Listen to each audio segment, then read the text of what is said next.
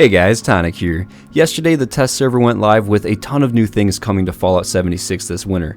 We are getting a brand new Mothman seasonal event at Point Pleasant, a treasure hunter-like thing where Mothman cultists roam the wasteland and can even mind control other enemies, and even the ability to change the color scheme of your Pip-Boy, as well as a lot of other quality of life updates. There are going to be some spoilers in this video, so do be warned, but there's a lot to check out, so let's get into it. Firstly, I would like to start with showing off the brand new event. This is going to take place at the rooftop of the Mothman Museum and then spread around the entirety of Point Pleasant after a while.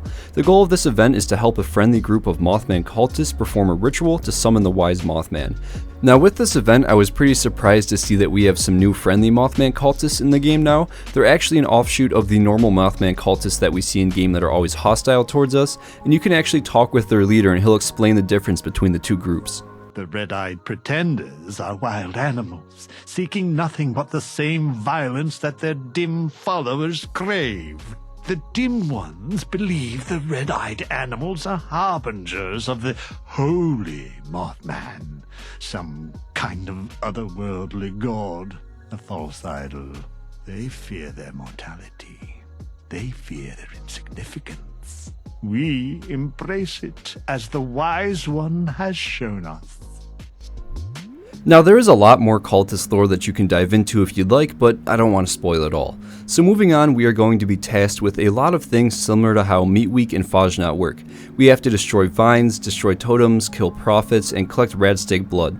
Now similar to other events, there are going to be a lot of players doing each task, so realistically, just like those other events, you really only have to focus on maybe 1 or 2 tasks at a time to try and complete this event because there's just so many players that it's not really going to be too hard.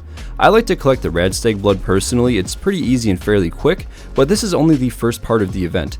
After you get your first task done, then you have to light these 3 fires around the town. Each fire has a different wise Mothman prophet next to it. You can find these different fires that you have to light alongside the water side, underneath the very big bridge, and then inside of the church. After all these fires are lit, the sky is going to turn this really dark purple color, and it starts to turn into a wave defense sort of event.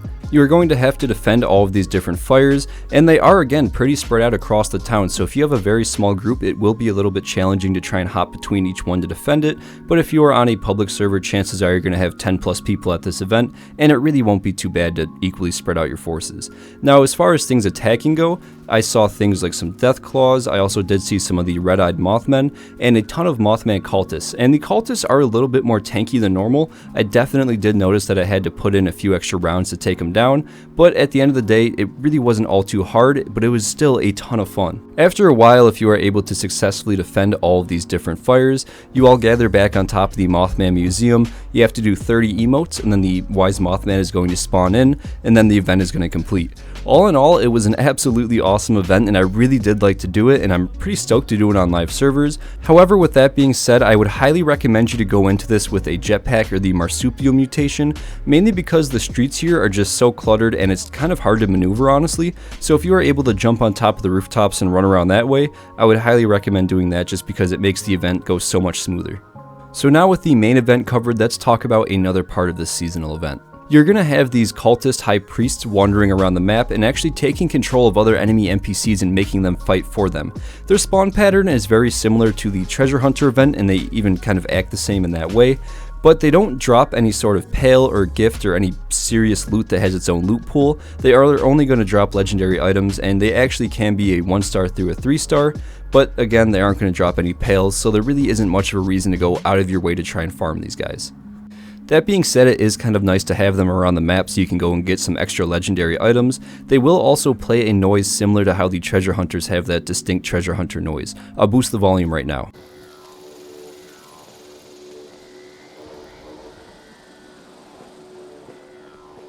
So if you hear that noise while you're exploring, you know one is close. Another pretty small but cool thing coming with this update is the ability to change the color of your Pip-Boy UI.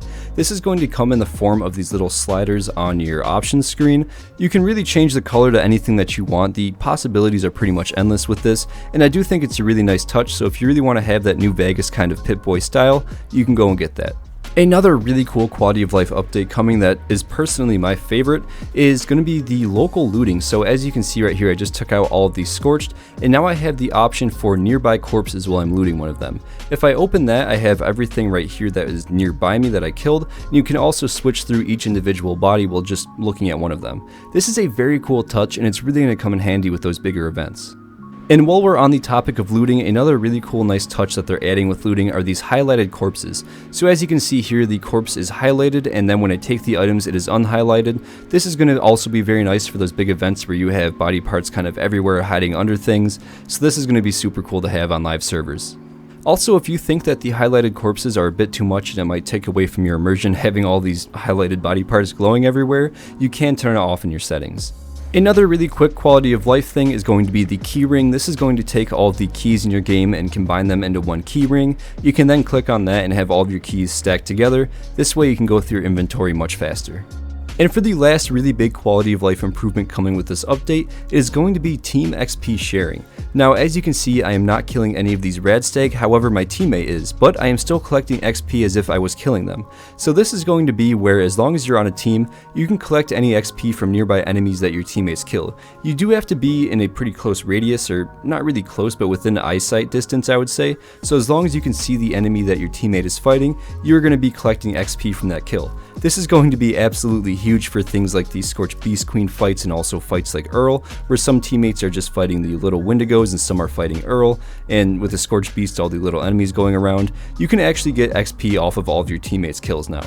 This is going to make so many events so much more nice for XP farming, and I really can't wait for this in live servers. And these are just the main changes coming with this update. There is a whole list of some smaller changes for things like time that events happen and some minor changes to events, but these are just the ones that I found most interesting, and I would love to know your thoughts on these. Do you like these changes? Do you not like these changes? Let me know down in the comments below. I would love to hear your thoughts about this. I personally do like this update a lot. I think it's going to help out the game's future a ton, and I'm super stoked for it. I do want to give you all a massive thank you for stopping by and watching this video, and as always, I want to give a massive thank you to all of my channel members. She, Stealth Asecto, Networkgate, Golty, Indica, Robert Kennard, Wandering Wastelander, Esdeath93, Lanthar, Anaristes, Fallout McFly, Captain Awesome, Citizen Girl, Chad of Fallout 76 Podcast, Heather Henderson, Yosevated, Patrick Ruda, 23 Icefire, Jay Smith, Argent Deer, Bowser Double Frang, Ice Cream Manny, Chris Decker, Theodore, Digital Aardvark, Lone Samurai OG, Diathan Gaming, Christy Mellon Schwitz. You guys are amazing. I love you guys, and have a great day.